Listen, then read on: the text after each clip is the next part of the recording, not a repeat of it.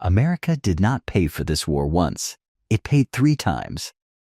First, it paid to attack Iran. Then, Iran fired back. America paid again to stop missiles approaching its bases, ships, aircraft, and soldiers. Some still got through. So, America paid a 3rd time to rebuild what Iran damaged. By June, one estimate placed the additional Pentagon bill near $40 billion. $26 billion went toward munitions.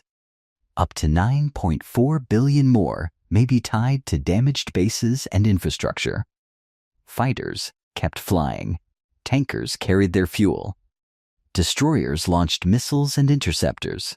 Radars, aircraft, warehouses, communication sites, and air defense systems were damaged, while missile inventories were consumed. America could launch this war in hours.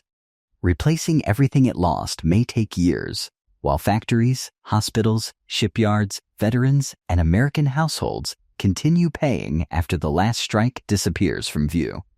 Now let me show you what America lost. The June estimate placed the extra Pentagon cost between $34.2 and $41.5 billion. America used roughly 13,800 ground attack weapons.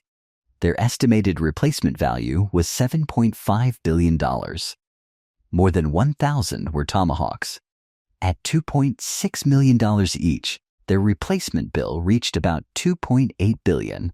More than 1,100 were JASSM-family missiles, adding roughly $2.3 billion.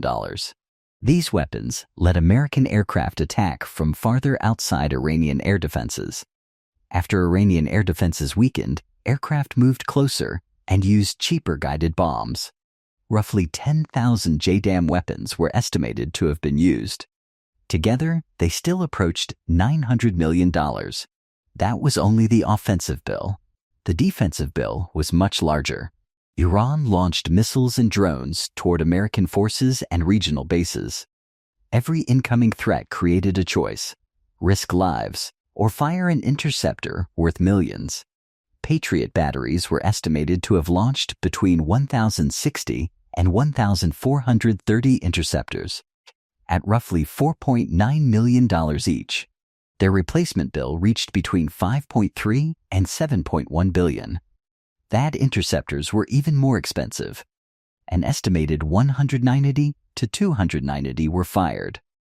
At $11.9 million each, that meant another $2.3 to $3.5 billion.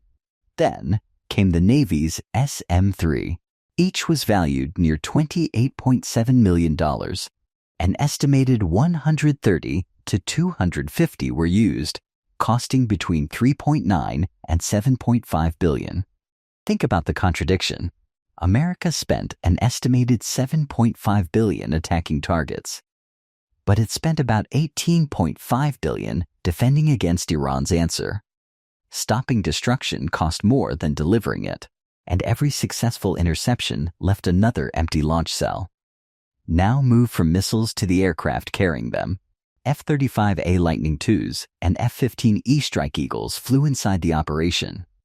KC-135 Stratotankers met them in the air. Before one aircraft burned fuel over Iran, another burned fuel delivering it. An F-35A costs roughly $80 million before weapons, training, spares, and support.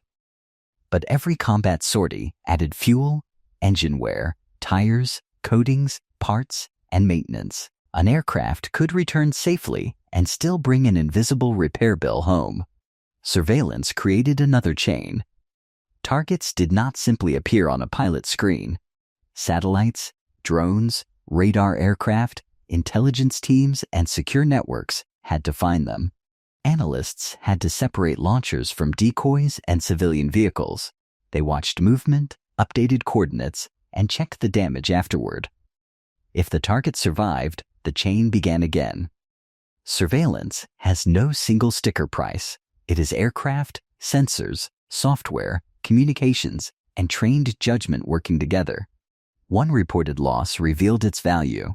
An E-3 Sentry battle management aircraft was destroyed at Prince Sultan Air Base in Saudi Arabia. It was a flying radar station and command room.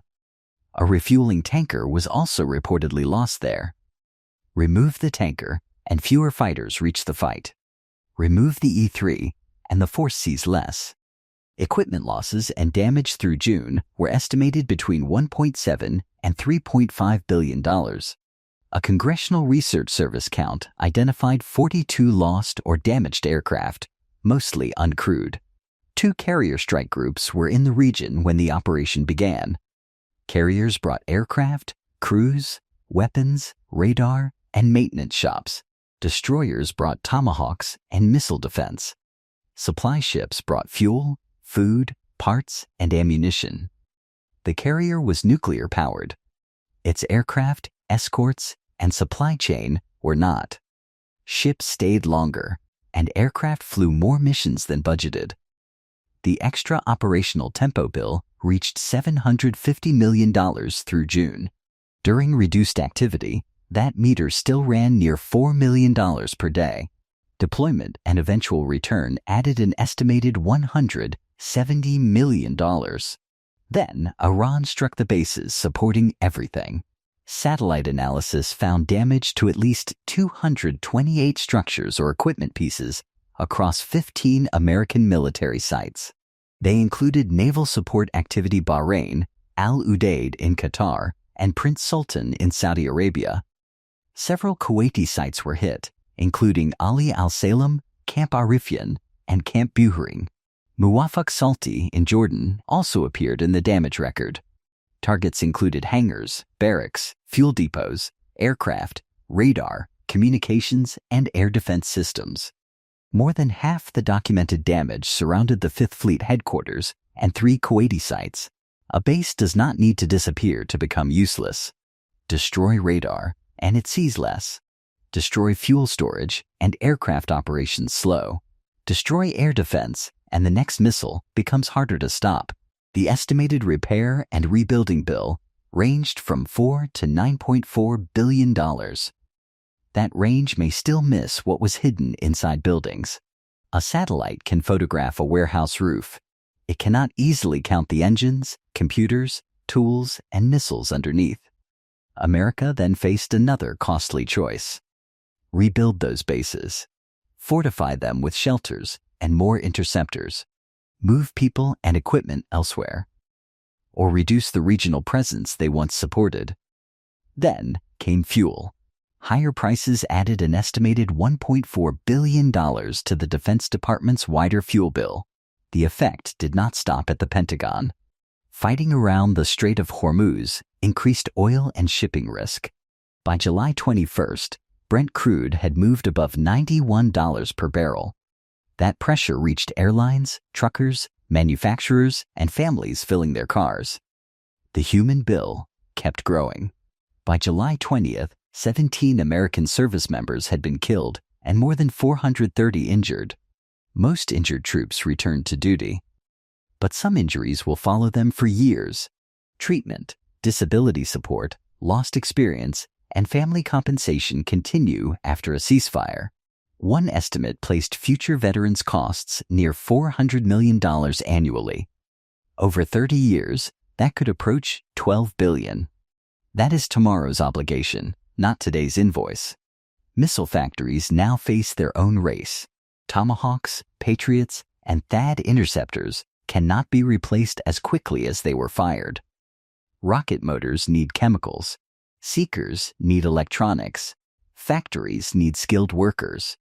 Every weapon requires assembly, testing, transport, and storage. Some important inventories may require 3 years or longer to recover. Until then, missiles used over Iran are unavailable for another crisis. That is the opportunity cost hidden behind the explosion footage. This war consumed readiness.